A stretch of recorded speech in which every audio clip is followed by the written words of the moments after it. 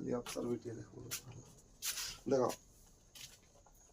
सबसे पहले आज के शुरुआत काल हमने के क्वेश्चन 1 से लेके 5 तक देख ले रही जा, और आज हमने के 5 से लेके एकरा के मतलब पूरा खत्म कर ले। क्वेश्चन नंबर 6 से शुरुआत कर ले, जेकरा जहाँ ना समझ में ओइ जवाब पूछी। ये क्वेश्चन तनी मुनी हल्का से एकरा के मॉडरेट करके देले बा। 7वां क्लास के लइकन के जितना कॉमन सेंस होके के चाहिए, सोचे के क्षमता, ओकरा से हल्का सा ऊपर देले बा। ठीक बा, तो अपन सबसे पहला क्वेश्चन बाटे कि 6 नंबर में एगो ऐसा फिगर बनेले बा, और ओकरा बाद एगो ऐसा देले बा, ए जगह दूगो कोण बना के एकरा के कोण 2 देले बा, और ए जगह एकर नाम देले बाटे कोण 1। अब सवाल हमने से कह का रहल बाटे, सवाल कहता दी हुई आकृति में कोण 1 और कोण 2 समपूरक कोण है। जौन ई कोण 1 बटे और कोण 2 बटे, ये दोनों का बटे समपूरक कोण। यदि कोण 1 में कमी की जाती है, मतलब कि अगर है कोण के हमने के कम करते हैं तो कोण 2 में क्या परिवर्तन होगा, तो एकरा में कौन सी परिवर्तन हुई कि दोनों कोण फिर भी समपूरक रहे। अच्छा, हमरा के एगो बात बताओ लो, समपूरक कोण के मतलब होला कि दो कोणों का योग 180 डिग्री होना चाहिए। अगर एकरा के मतलब कि जौन हमने के कोण 1 बाटे, कोण 1 और प्लस कोण 2 बराबर कितना होके के चाहिए 180 डिग्री, क्योंकि ये दोनों समपूरक कोण है, समपूरक कोण है। मतलब कि दोनों समपूरक कोण है, ऐसे एकर योग कितना होके के चाहिए 180 डिग्री। लेकिन हमने से सवाल में कह रहल बा कि कोण 1 में कमी करे के बा, तो कोण 2 में का हो। ठीक बा, तो अगर हम कोण 1 में कमी करतानी तो कोण 2 के मान बढ़ जाई, काहे से कि ये दोनों के जोड़ला पे कितना होता 180। एग्जाम्पल समझ लो, मान के चला कि कोण 1 हमने के जौन बाटे 80 डिग्री बा, और है जौन बाटे हमने के 100 डिग्री बा, तो दोनों के जोड़ला पे कितना आ गए 180 आ गए ना। लेकिन हम एकरा के कम करतनी, और यह दोनों के जोड़ला पे हमने के हमेशा 180 आवे के चाहिए, काहे से कि संपूरक कटे, और जब भी संपूरक कोण रही तो ओकर योग कितना हो 180 होई ना। तो अगर हम एकरा के कम करतनी, एकरा के कम कर देनी 10, तो 70 हो गई, तो बताओ हे जवा कितना हो 110। अगर एकरा के हम करतनी 60, तो हे जवा कितना हो 120। ध्यान से अगर तो हम लोग देखो तो बोलो, तो जब हमनी के पहला कोण के कम करते हैं तो दूसरा का कोण के मान का होता है बढ़ता है। तो एकरा में हमनी के सवाल से पूछले बाटे कि कोण 2 में क्या परिवर्तन होगा, तो हमनी के लिखल जाई कि कोण 1 का मान कम करने पर कोण 2 में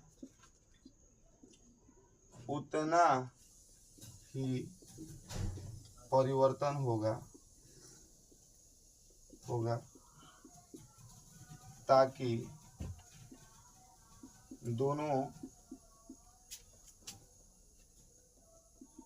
संपूरक कोणों का योग 180 डिग्री हो। ठीक बा, हमने के 1 में जितना घटाएं तो 2 में उतने मतलब कि उतने वृद्धि हुई, ताकि दोनों के जोड़ला पे कितना आ जाए 180 आ जाए। ये पूरा तरह से क्लियर बा, कोनो दिक्कत क्यों के। चला 7 नंबर क्वेश्चन पे बढ़ल। जब हमने के क्वेश्चन नंबर 7 बा, ये 7 के कुछ बात अलग बाटे। ये 7 में बाटे कि अपना मन से तनी मनी समझे के। सबसे पहले कहले बा क्वेश्चन हम लिख देते नहीं, क्या दो ऐसे कोण संपूरक हो सकते हैं। अब ओकरे बाद यदि उनमें से दोनों पहला कोण न्यून कोण है,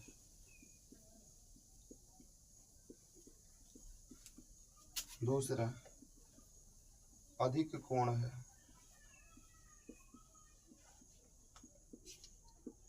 और तीसरा समकोण है।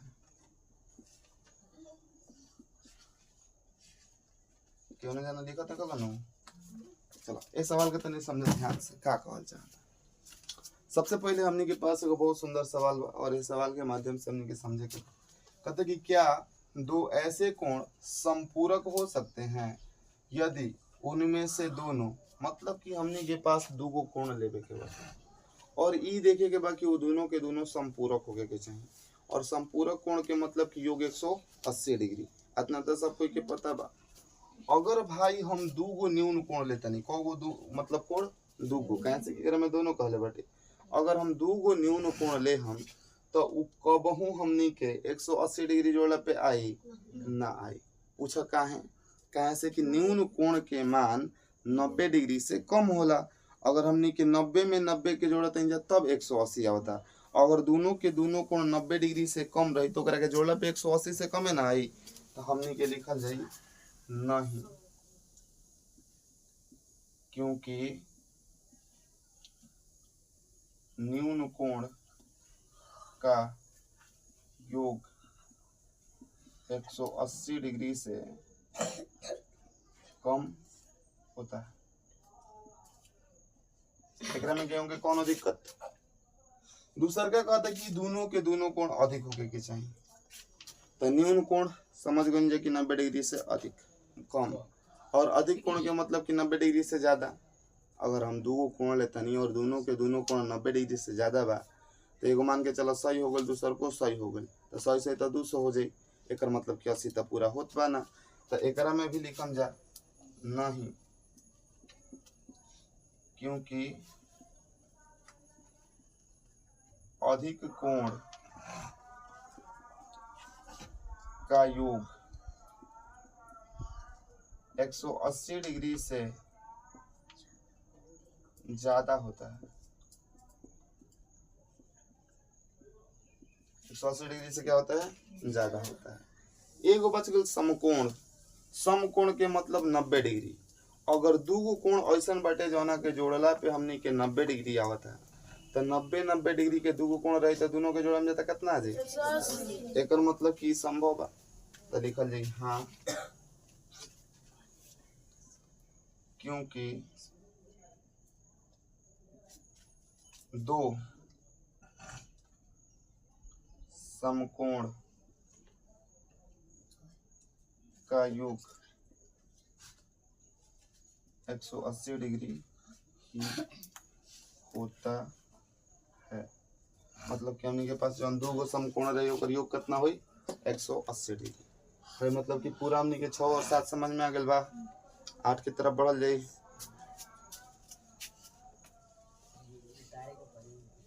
हाँ लिख लिया। Question number 8। क्वेश्चन नंबर 8 कहता है कि एक न्यून को एक कोण 45 डिग्री से बड़ा है। ये लिख देते हैं क्वेश्चन। एक कोण 45 डिग्री से बड़ा है, ठीक बा। तो कहता कि क्या इसका पूरक कोण, क्या इसका पूरक कोण 45 डिग्री से बड़ा,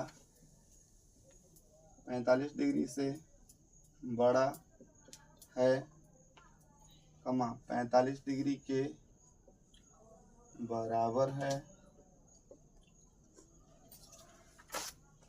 ओकरा बाद अथवा 45 डिग्री से छोटा है, अथवा 45 डिग्री से छोटा है। सवाल सब जना ध्यान से देखो। कहता कि एगो हमनी के पास 45 डिग्री के मतलब कि एगो जौन हमनी के कोण बा उ 45 डिग्री से बड़ बा। एगो हमनी के पास कोण बाटे जौना के मान 45 डिग्री से ज्यादा बाटे।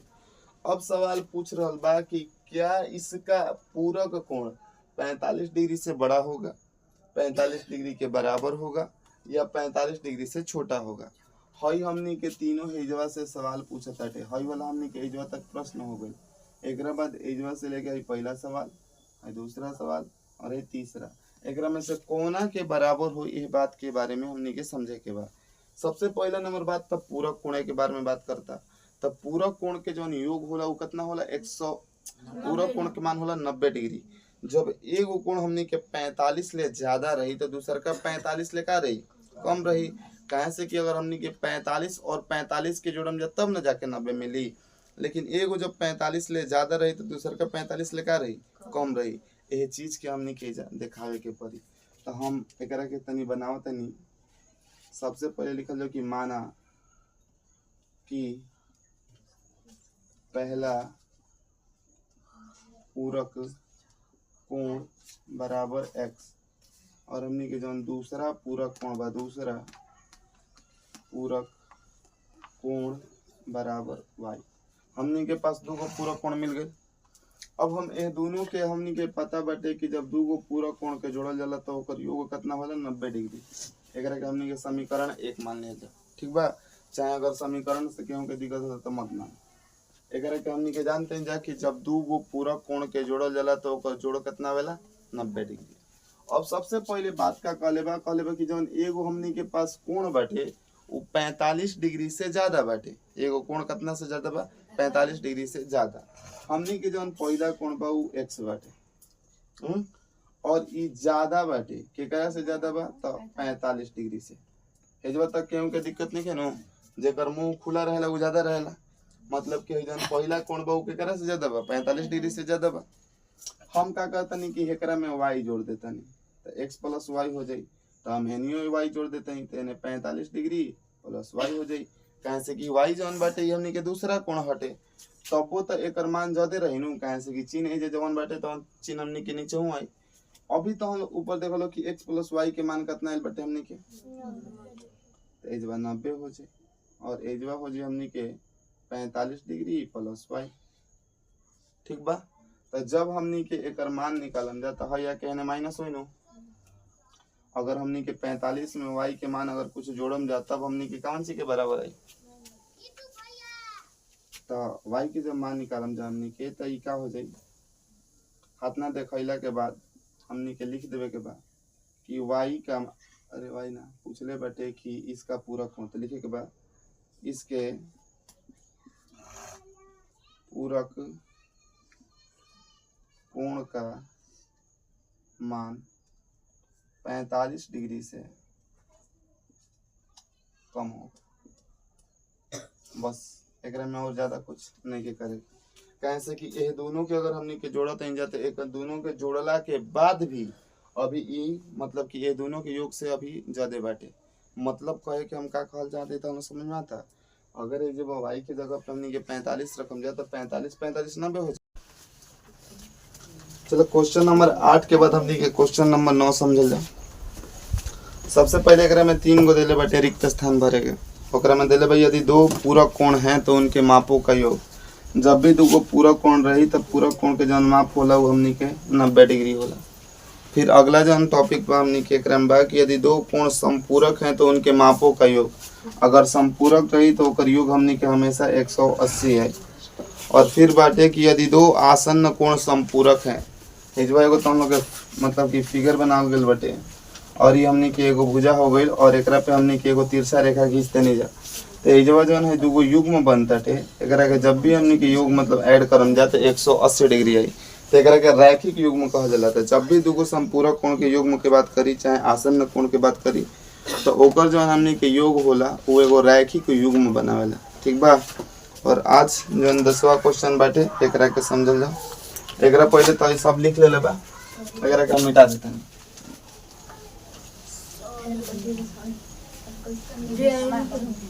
हाँ हम होने के नहीं मिटा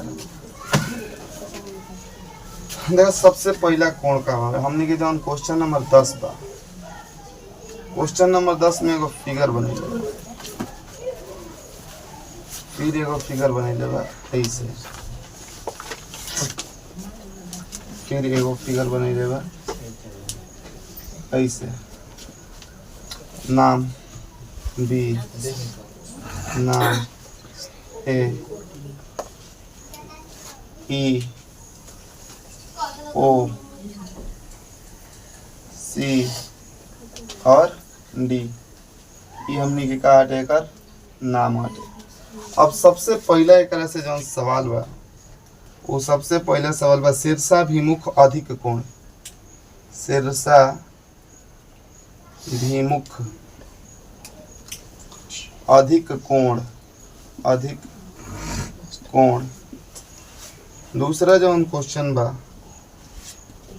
आसन्न पूरक कोण।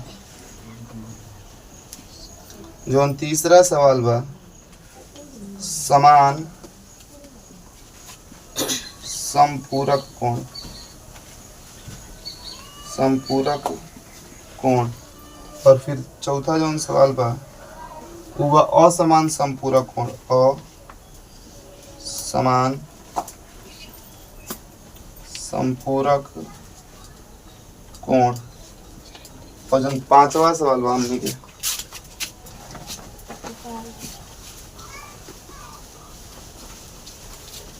एक में जो पांचवा सवाल बा वो बा आसन्न कोण जो रैखिक युग्म नहीं बनाते हैं, आसन्न आसन्न कोण जो रैखिक युग्म नहीं बनाते हैं। ये हमने के हटे पांचवा सवाल। अब एकरे के तनी ध्यान से समझ चलो, ये फिगर पे ही पूरा खेला बाटे, जेकरा फिगर समझ में आई ओकरा से ही सवाल बनी ना त ना बनी। सबसे पहले कहले बाटे कि शीर्षाभिमुख अधिक कोण। शीर्षाभिमुख कोण के मतलब होला आमने सामने का कोण। अगर आमने सामने के कोण बराबर रही तो ओकरा के हमनी के शीर्षाभिमुख कोण कहल जा। है फिगर के अगर ध्यान से देखल जाओ तो जैसे जैसे हम लाइन खींचे तनी ये जैसे बस ध्यान दिएगा फाई वाला जो लाइन बाटे हमनी के एक जगह से अगर बात कर जाओ, एक जगह से हमनी के हेने आवल जाओ और ओकरा बाद एगो हमनी के एक जगह बनते है तरी और एकरा बाद एगो है नीचे। मतलब कि एगो हमनी के लाइन बनी ए ओ डी, हई हो गल ए, हई हो गल हमनी के ओ और हई हो गल डी। और फिर एगो वो जैसे बनता है हमनी के बी और ओकरा बाद है फिर एगो नीचे आइल बाटे सी। तो एकरा सामने हई कोण बाटे और एकरा सामने हई कोण बा, तो एकरा के हमनी के शीर्षाभिमुख कोण कहम जा। और ये अधिक कोण बाटे, अधिक कोण के मतलब कि 90 डिग्री से ज्यादा। काहे से कि अगर हमनी के तरी सीधा रेखा खींचत नहीं जा, सीधा रेखा खींचत नहीं जा, तो अगर हे तरीका के लाइन रही तो जब 90 डिग्री के कोण बनी, लेकिन इ 90 डिग्री से का बाटे ज्यादा बाटे ना, तो हमनी के एकर आंसर होई ए ओ डी, तो कोण ए ओ डी। और दूसर का हो जाए बी ओ सी, तो दूसर का एकर हो जाए बी ओ सी। बुझाई ले क्यों के समझ में आता। दूसरा आसन्न पूरक कोण। आसन्न पूरक कोण के मतलब कि पूरक कोण के योग हमेशा कितना होला 90 डिग्री। तो एकरा में अगर हमनी के हिजवा देखल जाओ तो हिजवा 90 डिग्री के सिंबल बनता। हिजवा अगर बात कर लो हमनी के हई हिजवा बाटे हमनी के ई, हिजवा बाटे हमनी के बी और एकरा बीच में बाटे एगो कोण ए। तो हिजवा हमनी के 90 डिग्री के कोण बनता। तो दू गो कोण के जब जोड़ते हैं जब 90 डिग्री आई तो एगो हो जाए हमनी के ए ओ बी और एगो ए ओ ई। ठीक बा, ये दोनों के जोड़ला पे कितना है 90। कहे से कि एगो हई कोण और हई दोनों के जोड़न जब 90 आवे के चाहिए ना। और पूरा कोण के योग कितना होला 90 डिग्री होला हमेशा। एक नाम निकल जाई ए कोण ए ओ ई और फिर कोण ए ओ बी। बस ये दू गो जौन बाटे हमनी के आसन्न पूरक कोण हो जाए ए ओ बी, ए ओ ई। ये हमनी के पूरक कोण हो जाए। पूरक कोण के योग हमेशा 180 डिग्री होला। जौन भी चीज करे के बा ए फिगर में तारा देख लेबे के बा कि ओइसन आकृति कहाँ बन रहल बा। तीसर का बाटे कि समान संपूरक कोण। समान संपूरक के मतलब कि दोनों के योग 180 आवे के चाहिए और संपूरक के मतलब योग 180। तो अगर हमनी के बात कइल जाओ तो हिजवा अगर 90 डिग्री बनता तो हिजवा कितना डिग्री बनता 90 डिग्री बनता है ना। तो जब हमनी के एह वाला लाइन के लिए हम जा तो हिजवा एगो है तरी हमनी के रेखा गइल बाटे, एकर नाम ई बाटे। फिर हिजवा से एगो है तरी गइल बा, एकर नाम ए बाटे। एजवा बी बा और एजवा हमनी के डी बाटे। हमनी के समान संपूरक कोण लेवे के बाद, समान के मतलब कि दोनों के दोनों बराबर रहे के चाहिए। तो बराबर वाला में तो एकर कोनो योगदान नहीं है, कहाँ से कि एगो हेजवा 90 डिग्री बनी और एगो हेजवा, एकर नाम दे दिया जाओ BOE कोण BOE और ओकरा बाद EOD कोण EOD। ठीक बा। अब कहता असमान संपूरक कोण, मतलब कि संपूरक ही कोण होके के चाहिए, लेकिन अब के लिए बराबर ना होके के चाहिए। तो जब भी हमनी के पास एगो ऐसा फिगर बनी और एगो फिगर पे एकरा पे मान के चला ऐसे रेखा बनल चाहे यही तरी बाटे, तो जब ये दोनों के जोड़म जे तक कितना है 180 है ना, तो लेकिन